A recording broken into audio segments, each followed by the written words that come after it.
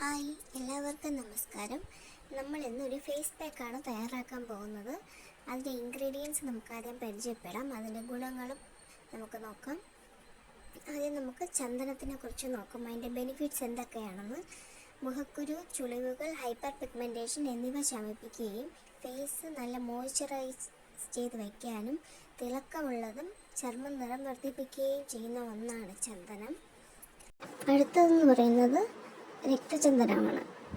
ആ രക്തചന്ദനെക്കുറിച്ച് പറയുകയാണെങ്കിൽ etching, redness, ചർമ്മത്തിലെ അസ്വസ്ഥതകൾ എന്നിവ മാറ്റാനും ഓയിലി സ്കിന്നും കോമ്പിനേഷൻ സ്കിന്നും ഉള്ളവർക്കാണ് ഇത് ഏറ്റവും നല്ലത്.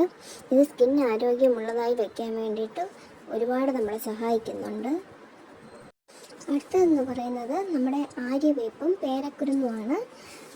അതിൻ്റെ ആര്യവേപ്പിനെ കുറിച്ച് പറയുകയാണെങ്കിൽ ചർമ്മത്തിൽ ഈർപ്പം നിലനിർത്താനും ബ്ലാക്ക് ഹെഡ്സും വൈറ്റ് ഹെഡ്സും ഒക്കെ മാറ്റി ഒരു ഈവൻ ടോൺ നമുക്ക് ഫേസിൽ നൽകാനും ഇത് വളരെയധികം സഹായിക്കുന്നുണ്ട്.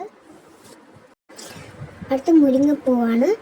മുരിങ്ങപ്പൂവ് പൊടിച്ചതാണ് നമ്മളിതിൽ ഉപയോഗിക്കുന്നത്. മുരിങ്ങപ്പൂവിൻ്റെ ഗുണങ്ങളെന്ന് പറയുന്നത് വിറ്റാമിൻ സി അടങ്ങിയിട്ടുള്ളതിനാൽ നമുക്ക് ഫേസ് നല്ല ബ്രൈറ്റൻ ആവാനും ചുളിവുകളൊക്കെ മാറ്റി നല്ല സ്മൂത്ത് ആൻഡ് സോഫ്റ്റ് ആകാനും വളരെയധികം സഹായിക്കുന്ന ഒന്നാണ്. ഇനി നമുക്ക് ഇതിൻ്റെ മിക്സിങ് എങ്ങനെയാണെന്ന് നോക്കാം.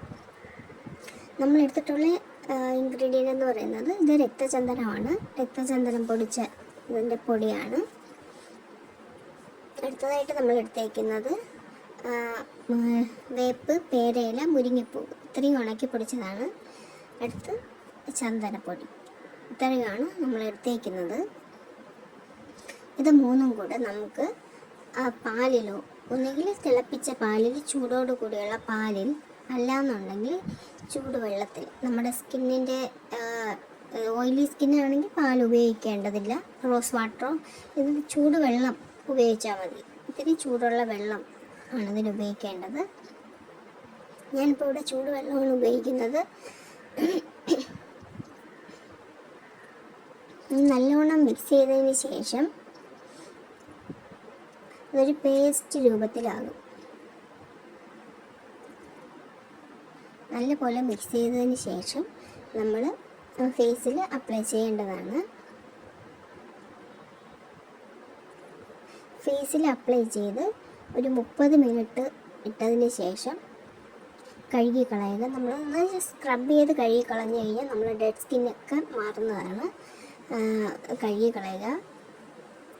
ആദ്യ യൂസിൽ തന്നെ നമുക്ക് നല്ലൊരു മാറ്റം നമുക്ക് കാണാൻ സാധിക്കും.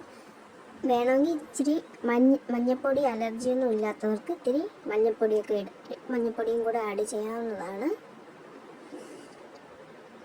നല്ലപോലെ സ്ക്രബ് ചെയ്ത് നമ്മൾ 30 മിനിറ്റ് കഴിഞ്ഞ് വാഷ് ചെയ്ത് കളയാവുന്നതാണ്. എല്ലാവരും ഒന്ന് ട്രൈ ചെയ്ത് നോക്കണം. നിങ്ങളുടെ അഭിപ്രായങ്ങൾ അറിയിക്കണം. Thanks for watching.